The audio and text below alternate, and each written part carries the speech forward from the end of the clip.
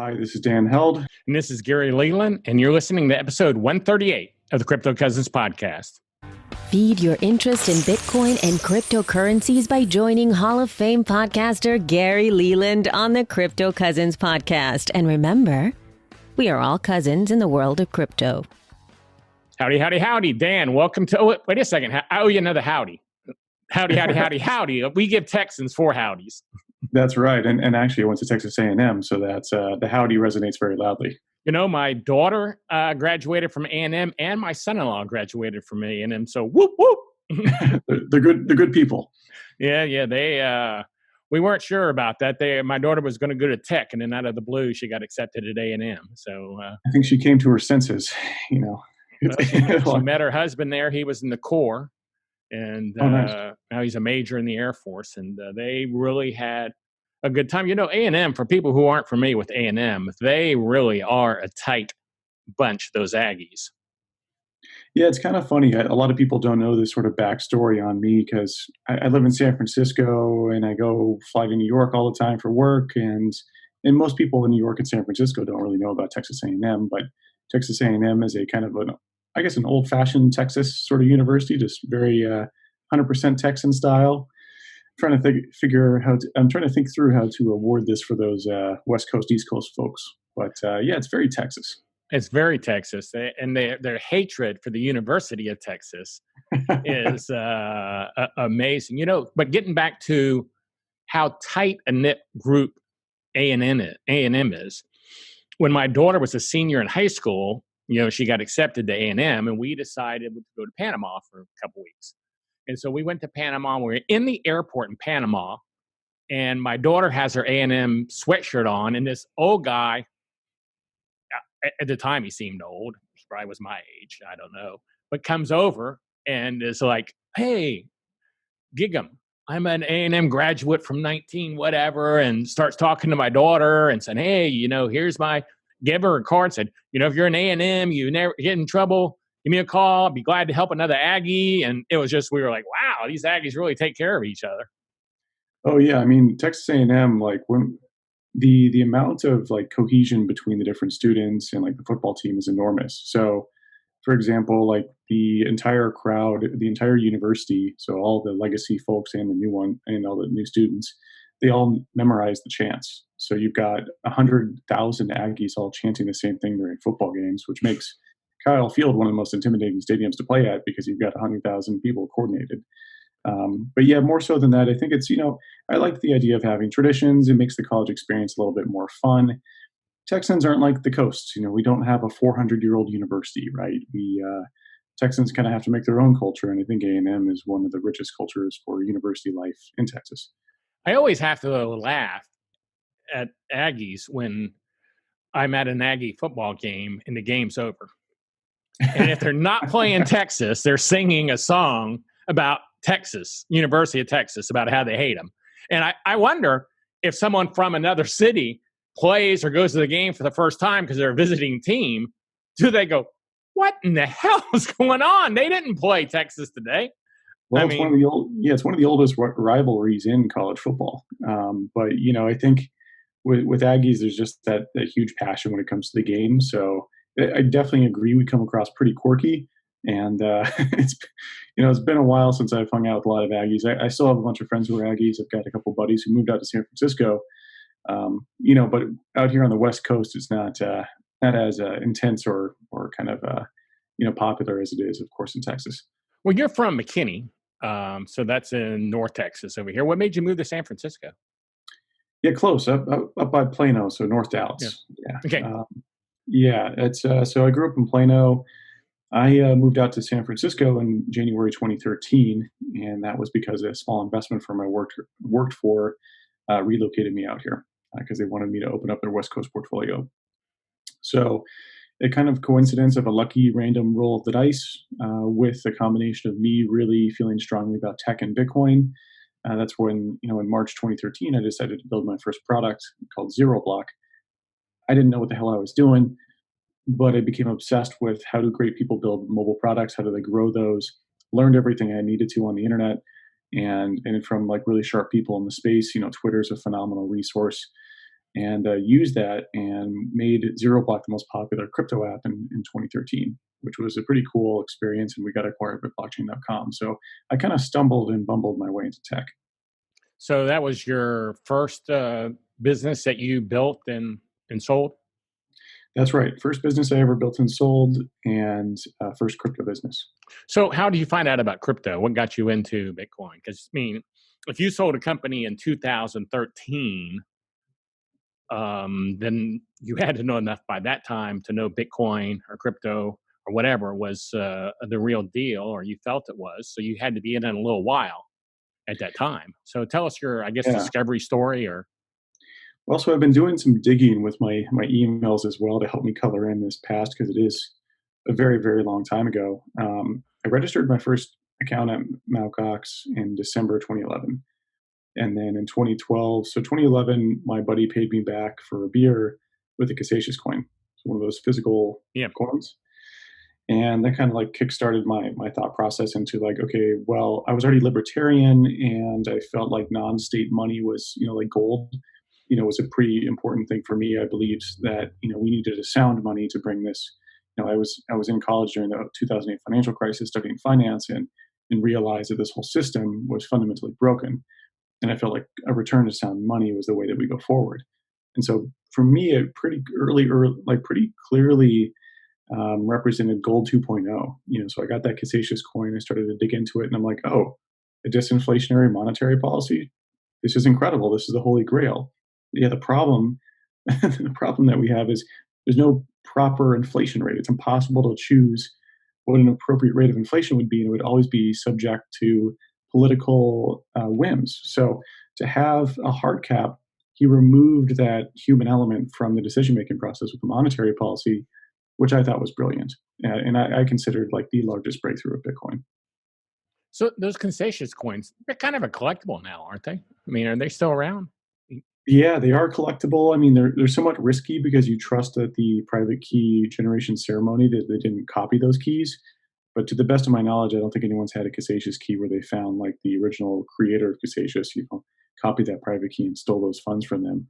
It still requires some trust. But yeah, they are the quintessential gold coins that you see on all those articles. Where if it's about Bitcoin, you're going to see that gold shiny coin. And I guess on the back I think someone gave me one that didn't have any money on it. It was like, or maybe it was made later, but it looks like on the back it had a hologram that you peeled off. And then That's under right. there was the QR code or whatever. I assumed I didn't peel it off to get your Bitcoin off of it. Yeah, that's right. You'd have your private key that would be underneath the peeled off holographic. The holographic element represented like, still sealed in a way.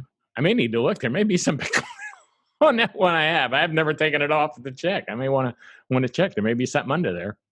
You could check. I mean, I wonder, I forget if there's an external number on the coin where you can go check the balance. Oh. I forget. You might want to check that. Yeah, I'll have to pull it up and see what I can figure out from looking at that. Now, you said you started, that was your first business. Did you have another business you said you started and sold? Yeah, so that was the first business I started and sold.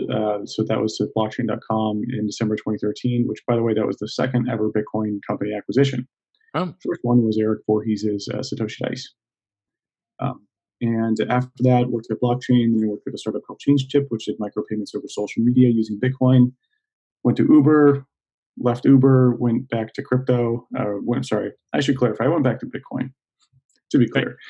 Went back to Bitcoin, co-founded a company called Interchange, which did post-trade reconciliation for institutional traders. And then we were bought by Kraken in July 2019. So that's kind of a round trip journey of Dan's experience. And is that how you got to Kraken, where you're at now?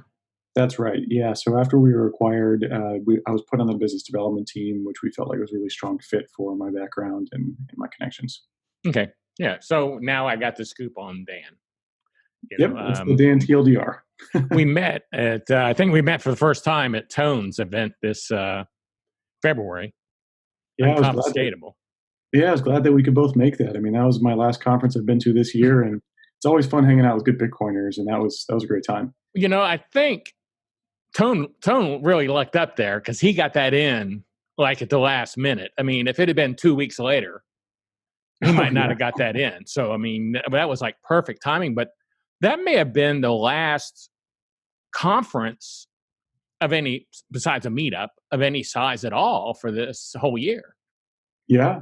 Yeah, that very well could be. I mean, I just don't see a scenario where people are going to large in-person, meetings like conferences or concerts.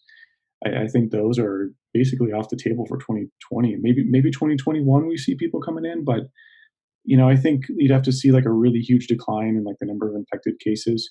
I mean, certainly if like only one person in my city is infected, okay, maybe I'll risk it to go to like a conference, Yeah. right? Like I think that's a pretty low risk, but it's kind of a subjective thing. Even if these limits of our movement are removed by the government, individuals still make their own decisions, and I don't find it likely that a lot of people are itching to go to a large social event.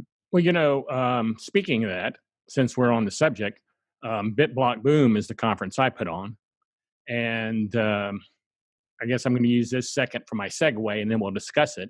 If you're not familiar with BitBlockBoom out there, it's a conference I hold. This will be our third year in Dallas, Texas, scheduled for the end of August. You can check it out. We've got it back on because we're feeling good about it here in Texas. You can go to bitblockboom.com to look at information and see who's speaking.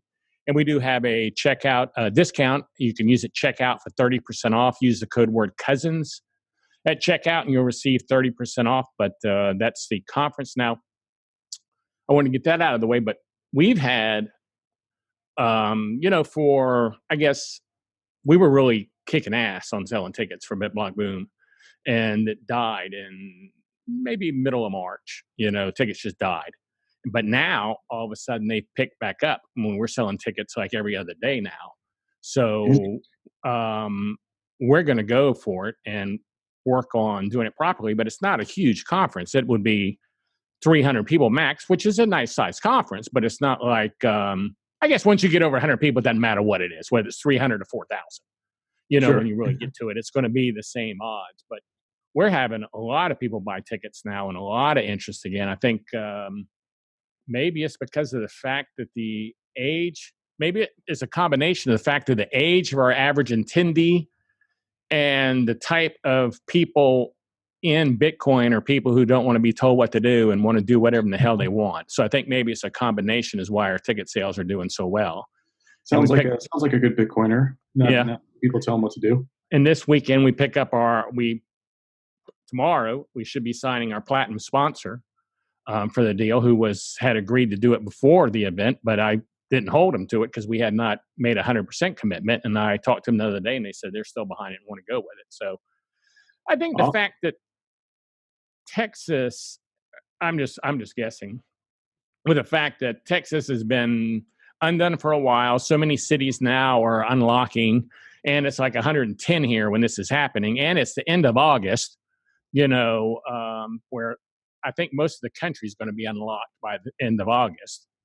I'm kind of concerned with the people coming from Europe as to whether they're going to get here. And like Stephen Lavera, he's one of the speakers in Australia, and he's still planning on coming. He's just saying he's hoping he can get here, So I don't know. Like I said, I think BitBlockBoom seems to have a lot of people wanting to come. And I think, as Matt Odell made a tweet some time ago, and I'm not like taking any credit for this, so don't get me wrong, but he tweeted, having a conference in the end of August in Dallas, Texas, may be the most genius idea anyone had, because no one's going to have had a Bitcoin conference. It would be the second one maybe of the year. Right. The only show in town. Yeah. So I'm also starting to wonder, and I'm not speaking about Kraken, I'm just talking in general.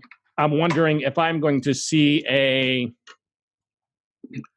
growth here in people wanting to sponsor BitBlockBoom, because they've had all these funds they had dedicated for Bitcoin 2000 in San Francisco or Consensus or all these things they were going to do. And they go, we haven't done anything, and now we got all this capital sitting there we had dedicated to marketing, and, let's do it. So I'm kind of confused, or wondering if I'm going to get hit with that, which would be great.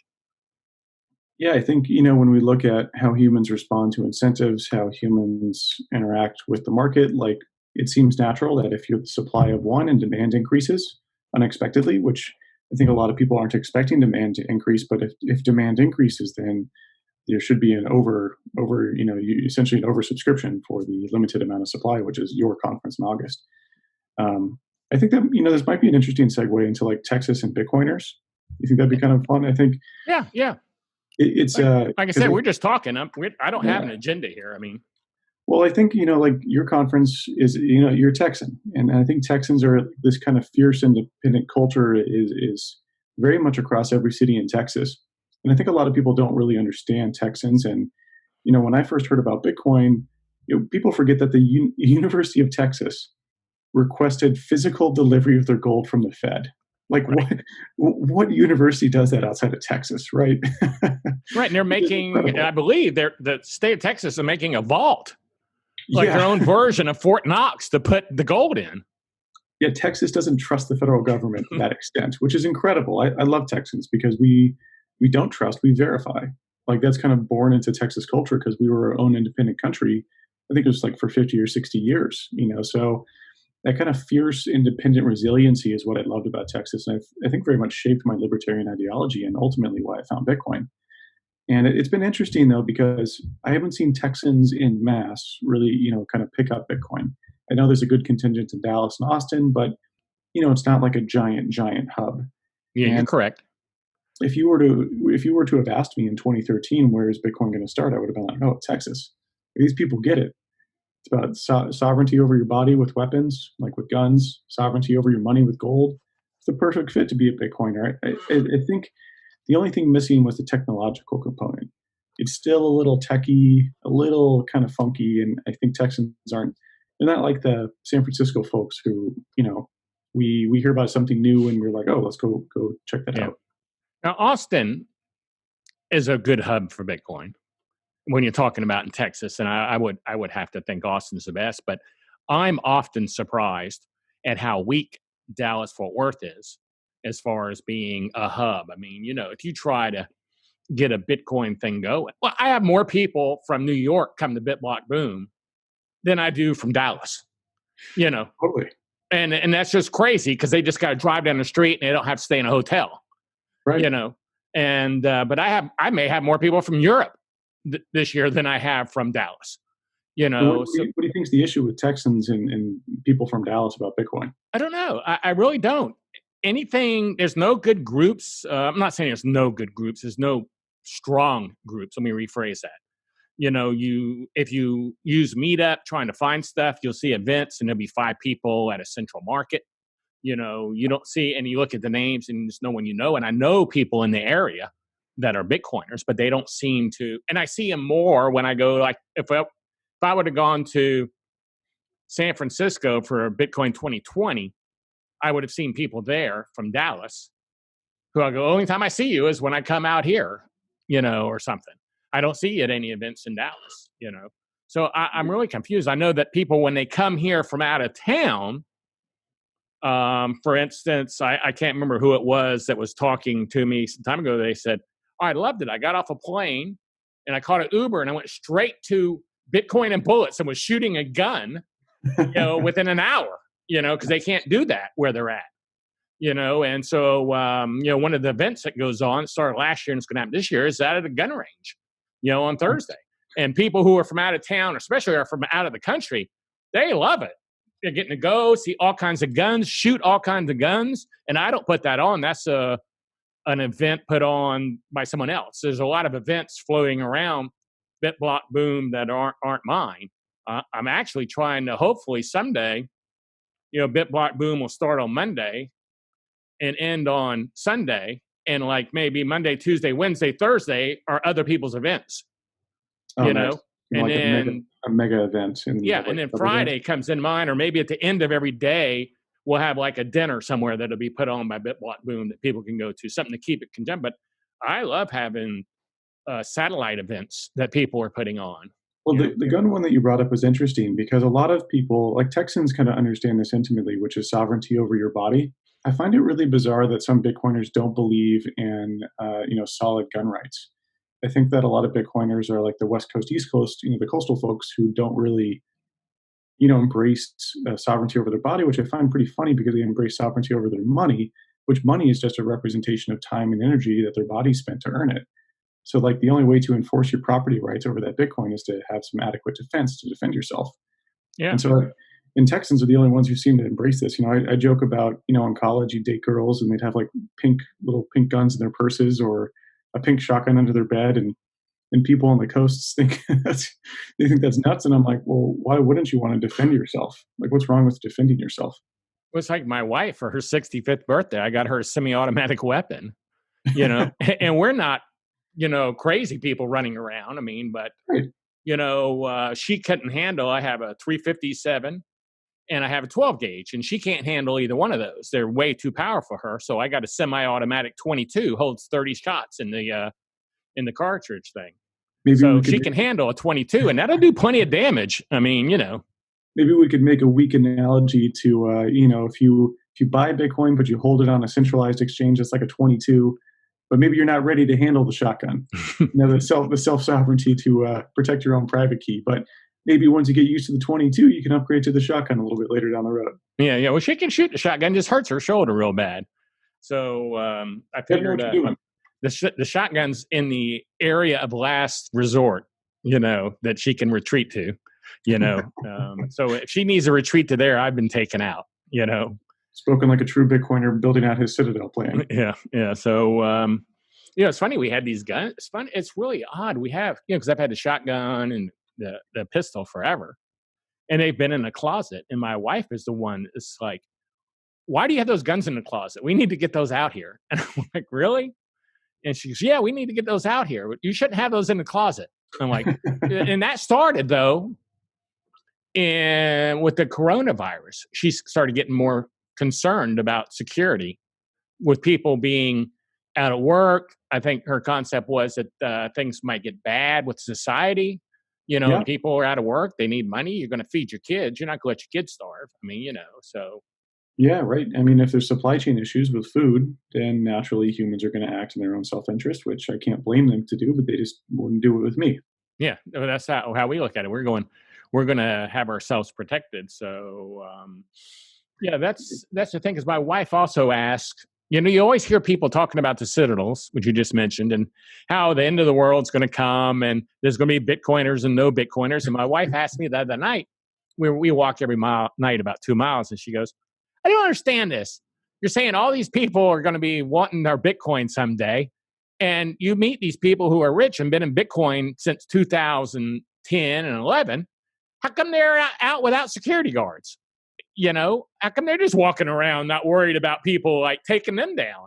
If they should have a lot of Bitcoin if they've been in it since then. And I said, well, I think people still have money, Kathy. I think that's the difference from, people saying that if Bitcoin becomes world currency, there'll be Bitcoiners and non-Bitcoiners. Right now, there are Bitcoiners and non-Bitcoiners, but the non-Bitcoiners still have currency. Right.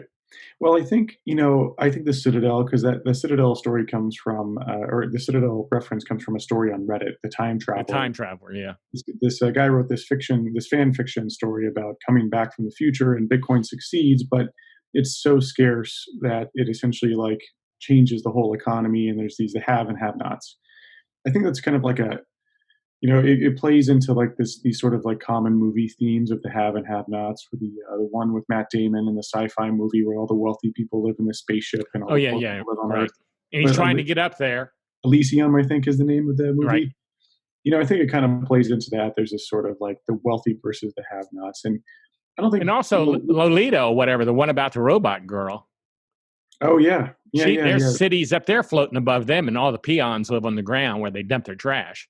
Yeah. Oh yeah. They literally dump their trash. I forget about that. Yeah.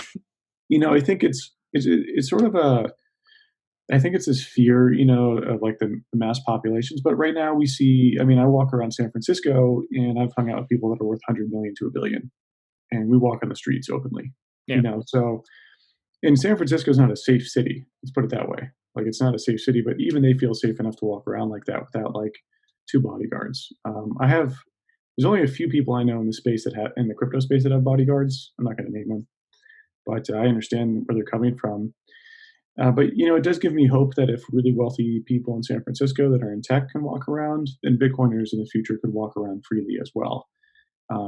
I think that dystopian scenario that sort of represents would be an extreme breakdown of property rights and social norms.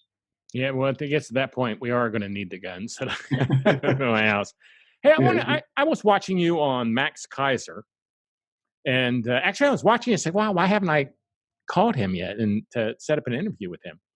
And I think I emailed you right there while I was on the couch watching. So I saw you, but you went into something I found very interesting that I want to cover. You talked about you were comparing Bitcoin to a living organism. And would you mind going over that? Because I found that pretty interesting, what you covered there. yeah. So I wrote a series called Planting Bitcoin. That Satoshi's brilliance wasn't just in the species of money that he chose to plant, but the seeds in the soil and the gardening techniques. And when we look at a money has certain genetic characteristics or genetic code, all puns intended for Bitcoin, a certain genetic code that manifests itself via traits. And these traits are what an organism has that enables it to survive. And so when we look at different monies, you have different traits of portability, fungibility, divisibility, all these sort of traits that make it a good species of money. And so when we look at historical species of money, like uh, you know, um, the primitive forms before gold, like shells and beads, and then we had gold, and now we have fiat, and then you have Bitcoin. Through each evolution of money, so as money evolved and as certain traits of money became more favorable or more advantageous as a species, essentially shells and beads went extinct as a money when gold came around because gold had superior traits. And then same with Bitcoin replacing gold because Bitcoin is digital, it's much more verifiable and divisible and portable. And so it also has a controlled supply that everyone knows versus one where we don't know how much gold there is, and we do know that there's enough gold on asteroids to basically make gold worthless. So Bitcoin as a species of money has superior genetics, which give it better superior traits, and basically makes it the next evolution of money. Bitcoin is the final evolution of money, and so when people go, "Oh, I think I should hold both gold and Bitcoin," I go, "Why? Bitcoin is the far superior species." It's kind of like looking at this new apex predator, like looking at a dinosaur and being like that versus some new apex predator who's been honed over a huge amount of time to be that new species, that new apex predator.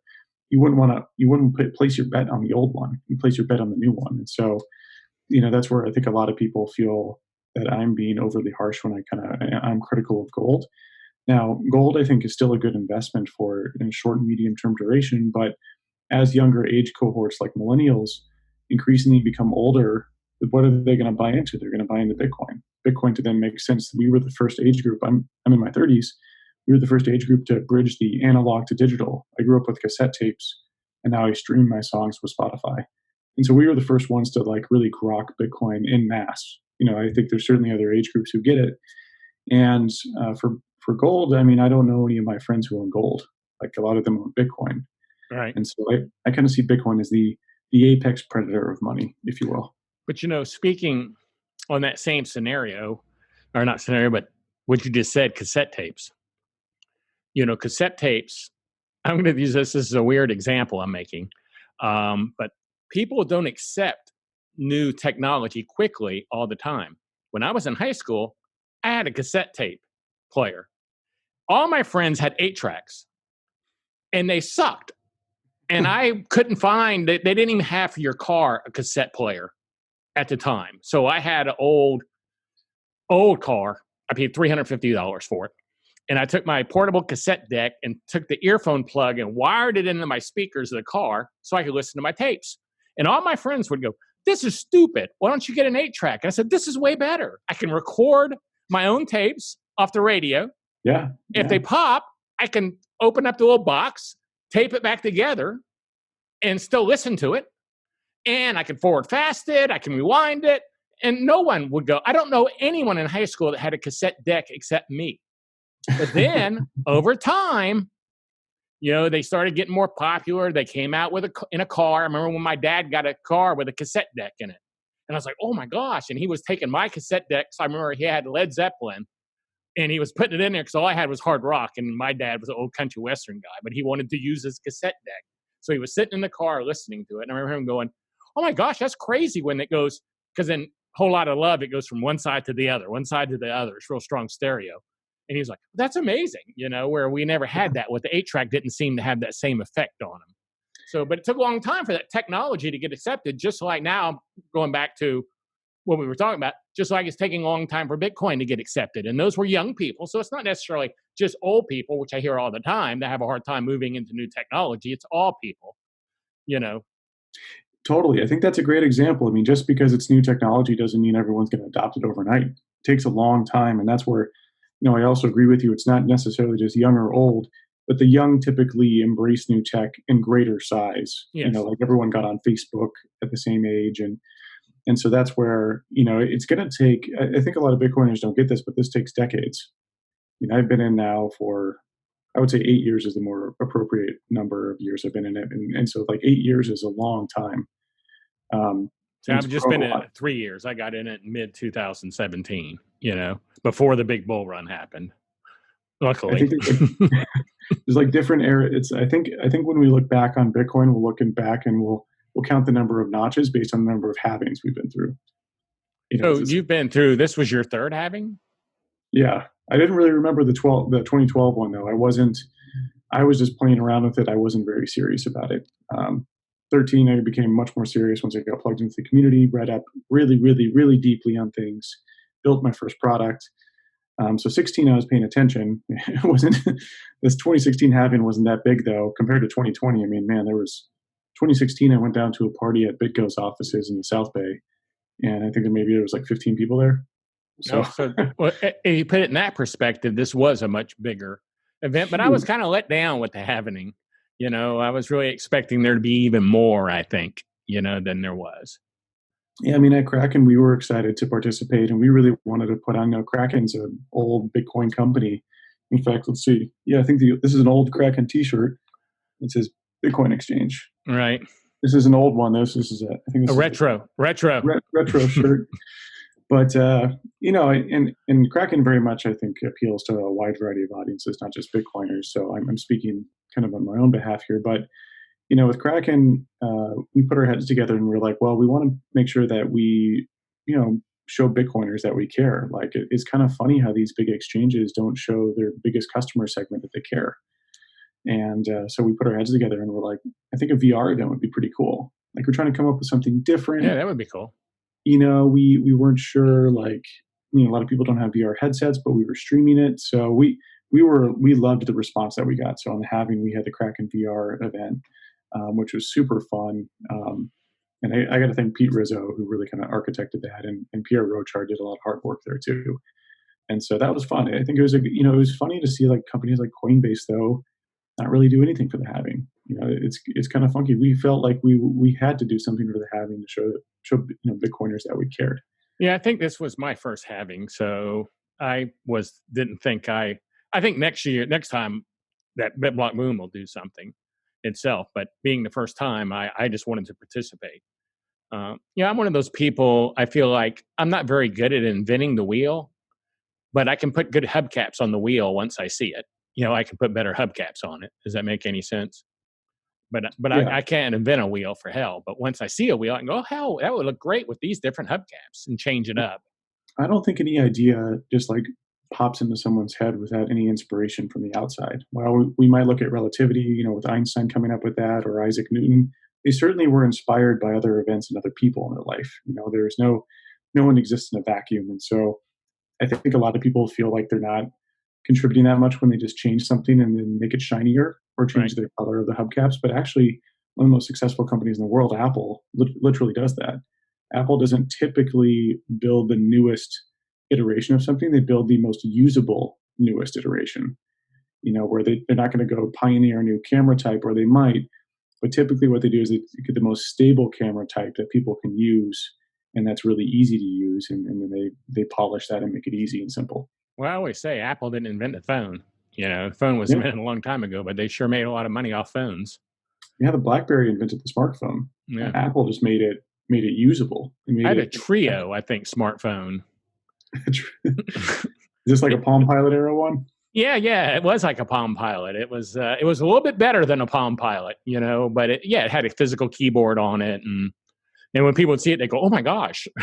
It was huge. I mean, I remember when Blackberries were super hot. I mean, if people forget, I mean, if you feel old saying this, I forget when the iPhone came out, but the iPhone 3G was my first iPhone, and the 3G, finally got the form factor down, and that was super popular. And I got that in college. But I think my first phone in college was a flip phone. Like just had like text messaging capabilities. You could kind of browse the web, but it was really clunky. Right. Um, I it's went from a Trio to the first iPhone that came out. And actually, I had every iPhone until they quit doing the credit deal where you could use your time. You got so many, because I would sell my old one, and it would be cheaper. I had 4 phones on my plan, so every year I could sell one, make $10 more than it cost to buy a new one. Because it was included in your phone bill type thing. Right. It was like semi-subsidized by AT&T or something, right? Right. So like I said, my wife usually bitches when I spend money, but she was like, "Well, that's cool. We made $10 and you got the new phone you wanted." So with 4 phones, I could do it every year, and none of the kids were worried about a phone. They just liked having a phone that was paid for. I think people forget about when you spend money as like, and then we can tie this into hodling, which is that I'm obviously huge into hodling. I think hodling teaches you more things than just holding Bitcoin and believing in Bitcoin. It teaches you how to be a good investor, how to be convicted in a trade, how to be convicted with something in life, how to go about formulating an investment thesis and then sticking with it. But also people forget, like, you don't hodl for forever. I mean, technically you can, and you could, for example, if you hodled Bitcoin long enough, you could just lend your Bitcoin out and earn interest on it. So technically you never have to sell to live a lifestyle. But we are humans after all. We require food and shelter, and people forget that we don't live forever. So Well, see, I was matter of fact, I was on a conference, party, whatever you want to call it, a Bitcoin thing. There were about 25 people on it, and someone was talking about when they're going to sell, and I said, "Wait a second, you got to realize no one should sell until it hits 1 million or something." And I was like, "You got to realize, I mean, I'm 65. I'm not going to wait for 1 million. I got 20 years left." You know what I mean? It's a different reality for me versus someone else, unless I just want to like live like I live now forever, and then my kids are like well off, which I don't have a problem with them being well off, but I don't live for my kids to be well off. Sure, when you want to have a nice life. Yeah. So I'd like my last 20 years to be able to just, I enjoy myself now, but believe me, if Bitcoin starts hitting $100,000, I'll start selling some. I promise you. I got 20 years left. Which is totally fine. I feel like a lot of Bitcoiners kind of guilt other ones into doing that. Look, my name's Dan Held, right? I've been hodling for 8 years, but certainly, like, if you have a partner, a wife or husband, and they're like, it's time for us to get a home, I really want to start a family. Yeah. That's what's really important in life. I'm a single guy. I've got a girlfriend who's luckily into Bitcoin as much as I am.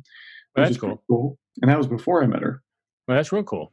Yeah. So that's I'm pretty fortunate to have found her. So she understands the trade, but I understand that a lot of people's partners really don't understand it, and they have certain life events like a car or house that they need. You have to be realistic. Like, I can hodl really, really hard, but I'm also a single, technically a single male, right? And I don't have kids or a mortgage, so it's a little bit easier for me. So I totally understand people's plights when they can't, but you should hold on to some for as long as you can. Like, you got to hold on to. I would never sell more than more than half my coins. I personally could never do that. I would just do the lending, or maybe sell super out of the money covered calls or something. Of course, these strategies come with risk, but if you want to hodl forever, you have to eventually generate a cash. You could do joint markets. You could actually be a liquidity provider for CoinJoins. That's a safer way to do it. But yeah, I think about that a lot, though, which is like, what if you could hodl for forever? How do you generate an income off of your Bitcoin? And that's where I started to experiment with different lending products. And I won't talk about specific ones on the show. And I think a lot of people feel very strongly against, lending and borrowing products or covered calls or something. But nothing risked, nothing gained. You're free to hodl your coins in the safest and very responsible manner, which is to self-custody your coins, and you don't have to trust anyone else. And I think that's what most people should do. But if you want to feel a little bit more risky, or maybe you've hodled for 15 years, right? maybe. It's all according to what you got into it. I mean, everybody's perspective is different. It's all according to your age, where you're at in life, what your bills are, how much you got into it. If you bought Bitcoin at $1 and you're sitting on a lot of it, you're perfectly content getting $10,000-$20,000 because you probably have enough of it that it's not going to wreck you, and you're still going to do fine if it reaches $100,000 or $1 million. Totally. Yeah, it's totally case dependent. And I feel like sometimes with Bitcoiners, we're a little bit harsh when it comes to the advice of like hodl forever. I think what we're trying to do is we're trying to rewind or undo all of the programming that central banks and Keynesian ideology has done, which is wiring people for consumption. And I think that's why Bitcoin hodling is bigger than just Bitcoin. Bitcoin hodling is about like reducing your time preference, like extending your horizon for a very long period of time and being committed and choosing an investment thesis that takes a long time to see. You can't just bet on something and it play out over a year and you feel like you won. To beat the market, you inherently have to bet against the market because the market is as you hypothesized, the market is undervaluing the asset that you just purchased. And so that's where I think Bitcoin is really great when it forces you to reevaluate your expenses. It forces you to reevaluate other investment options. I think it's a great, entry into basic finance and basic, personal finance and basic investing. Yeah, I have to agree with you completely. Hey, I asked on Twitter people if they had any questions for you. So this is getting kind of long. I usually do it like an hour. We're going to go over that. So I'm going to go to some of these questions. And some of them may not make sense to me. So maybe they do. You like at Charleston Jazz Club said, when are you coming to Charleston, South Carolina? Do you go there a lot? I don't make it. If I'm going to the East Coast, I'm typically going up to New York or Boston. I don't make it down there very often, but if I do, I'll give you guys a shout out. Okay, because it was time to rally the troops, he says. And then at Lustra, well, we know the answer to this, A&M or UT. He's an A&M guy. Yep, A&M guy. We actually have a couple. I've met him in person. He's a nice guy. Yeah, he was a BitBlockBOOM last year. He bought Jimmy Song's hat at the auction. Oh, nice. Yeah, Jimmy. That was the first time Jimmy auctioned his hat off was at the dinner on Friday night, and he had bought it. He's a really nice guy. Yeah, I really care a lot about A&M, and I think that they don't really get a good perspective at A&M of the outside world, like the West Coast in tech. And I kind of stumbled and bumbled my way out here. So I work with Startup Aggie Land, which is a sort of a way for Aggies to get exposure to startups and West Coast tech entrepreneurship. Mm-hmm. So whenever they come out here, I grab drinks and dinner with them. I took them. When I worked at Uber, I gave them a tour of Uber. Trying to bring Bitcoiners out here. It's something that's important to me. I think Texans are good people and hardworking people and smart people, and I think we need more of them on the coasts. I think you need more of them everywhere. Exactly. Okay, this is from Crypto Cloaks. What is Project Apollo? And he puts rolling on the floor laughing. Crypto Cloaks and I have been working on a stealth project. It's I'm fully employed at Kraken, and this is not going to change that. But Crypto Cloaks, what he does is he builds different 3D printed devices for Bitcoiners. Oh, he makes the hand grenades. Yeah, that's right. He makes those. For people listening, that's a plastic. Yeah, plastic. But it's made to store open dimes inside of it. Yeah, he has a couple different products. Some are ways to stealth hide your treasures or ledgers or your backups, and then he also has like plastic full node shells. Right, for open nodes or whatever. Yeah, so him and I have been working on something very, very special. That, again, this is more fun. This is not a full-time thing. This is something I've been doing for fun, working with him on designing this item. And so Project Apollo is what we codenamed it. And I think when Bitcoiners see it, it's going to, I think people are really going to like it. I've got a tweet storm coming out about this. Okay. I don't know if you notice with my personal brand, how it's kind of turned black and white and a little bit more sci-fi. Like on my Twitter and some of the tweets I've been putting out, the black and white tweets, kind of more crisp and clean and sci-fi aesthetic. So I feel that Bitcoin's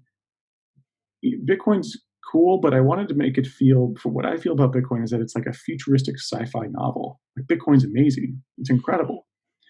And so I'm designing, I'm kind of re-architecting my personal brand and trying to make, and designing graphics to make Bitcoin understandable and also feel really cool. At least I subjectively feel that way, and it seems like people are liking it. So this what I'm building with Project Apollo fits right into that. Well, I'm ready to see Project Apollo. Any estimated date of arrival, ETA, time of arrival? I'm filming the promo video this week. Okay. So soon. Soon. Okay. This is from Dergigi. I think this is kind of a cute one. How does it feel to have held your whole life? I got a very fortunate roll of the dice when it comes to my last name. Yeah. Kind of like with a blacksmith, or like the last name Smith, how they used to be blacksmiths. Well, maybe held. I was always meant to hodl. It's a German last name, by the way. Oh, is it? It Okay. means hero in German. Oh, that's cool. Okay, this is from SZ Kabasa B. Can you get him a remote part-time job at Kraken? Customer service? I think I told him to check out the careers page. We got quite a few different roles open. If you're interested in working at Kraken, we are remote first. So you can work anywhere you'd like. And you can work at Kraken, which is awesome because we've got a lot of great roles open. And I think the salaries are pretty competitively priced for, if you live somewhere cheap, you can kind of arbitrage that difference. Yeah, I've had to use customer service one time for my account. And I have no idea who I talked to, but they were very helpful. I mean, they took care of my issues. So I got to say, the customer service was super helpful. I mean, it was super helpful. Next one is from Matthew Wiren Case. Do you like beef jerky, riverboat gambling, or samurai swords?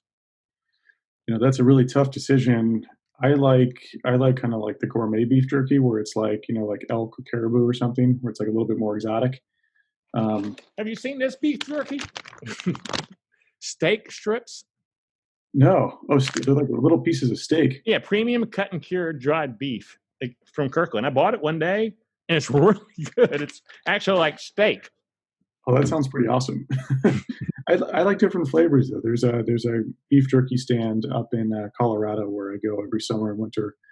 We've got a family cabin out there, and there's like they've got like caribou, elk. They've got crazy sort of flavors. I think that's kind of fun. So I'd have to go with beef jerky there.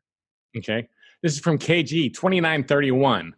Why is Dan the only Bitcoin guy from the early San Francisco meetup? Seems like the rest of those people became pretty intense shitcoiners. Yeah, that's a pretty good question. There actually is, I remember seeing that comment. I forgot to reply. Brian Vu was there as well. So Brian Vu is on the Lightning team. So he's kind of one of the founding people on Lightning, the Lightning Labs with Elizabeth Stark. So Brian Vu was there. Charlie Lee, even though he created Litecoin, if you talk to him and publicly, he's basically said he's a Bitcoiner. And he posts pretty positive things about. I mean, if you look at his posts and really, you even see him say, Bitcoin's going to be it.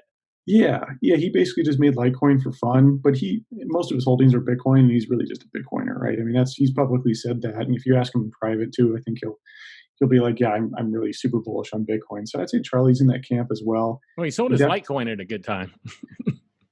Well, he was kind of damned if he did, damned if he didn't, right? Yeah. Like, if you sell it and it goes up, people are going to make fun of you. If you sell it and then it drops, then people are going to be like, oh, you sold the top. But like, no one knows what the top's going to be, right? So right. I feel bad for the guy because he did it the most honorable way I thought you could, which is publicly disclosing it. Yeah, no, he did disclose. Like I said, it just is a fact. He definitely sold it at the right time. He timed it perfectly. Charlie's a good trader. He's a big poker guy. I've gambled with him in Vegas too. He's a lot of fun. But yeah, he's a pretty sharp investor.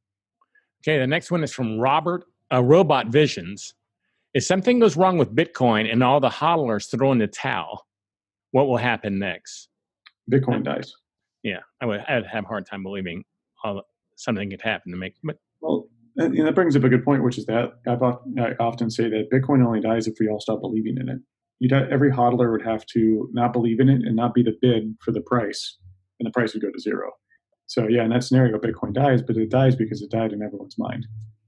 Like we all stopped believing in it, which makes it right. The same with the dollar or gold. If everyone tomorrow was like, I don't think gold, it's just a shiny piece, it's just a shiny rock, I don't really want to buy it, I don't think it has any sort of monetary, premium, then certainly gold would go to zero as well. It's kind of like that. Do you remember that YouTube video that came out a couple years ago of the caveman or something going to buy a chicken and he pulls out a piece of gold? And he goes, I got this rock and it's going to be really big. And the guy goes, can I eat it? Nope. Can I do this? Nope. I don't want that rock, It doesn't have utility, right? Yeah. I love that argument about Bitcoin. No, it doesn't have any utility. I'm like, its store value properties will give it utility. Okay, the last one is from Victor Erim. This is a long one. Assuming a future Bitcoin market cap of less than 100 trillion and scaling issues resolved through Lightning or similar tech, does Dan eventually envision a world in which Bitcoin is the only money in existence? We sometimes hear analysts say Bitcoin pegged fiat might continue in such a world. So, okay, that's the whole question. So, yeah. Essentially, I guess what he's asking is that Bitcoin achieves its Gold 2.0 status, fully legitimized, fully recognized as that, probably not just Gold 2.0, but essentially killed gold.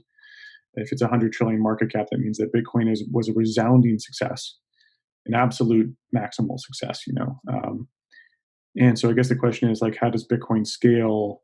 I don't think you can't really say that, like, without Lightning or other implementations, because we've already seen those work on production. Like, these aren't theoretical scaling improvements; they're currently running.